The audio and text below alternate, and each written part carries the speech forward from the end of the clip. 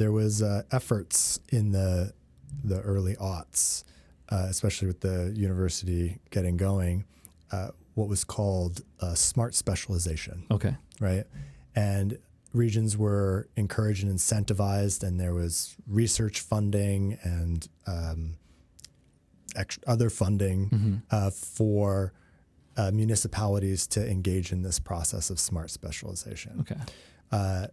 We have versions of this here. Our economic development office does Sure. a version of this. But what was cool about the process, it was they spent a lot of time at the university. They welcomed in people from a lot of different places. It was relatively flat and inclusive. And this is where they started to say, okay, tourism is really big here. Let's anchor on that, right? The winter sports is really big here. Let's lean into that. Entrepreneurship is big here. Let's lean into that. Mid-Sweden has the neighboring municipalities part of it too. For them, it's like forestry industry is really big here. Let's lean into that. And also like the natural resources. There's this center called the Risk and Crisis Center.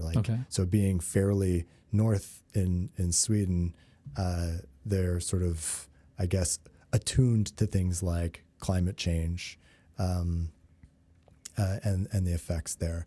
And then there's also increasing, lots of clean energy. They're sort of a net exporter of clean energy, dams. So it's this saying, hey, let's double down on the strengths instead of trying to reinvent the wheel. Correct.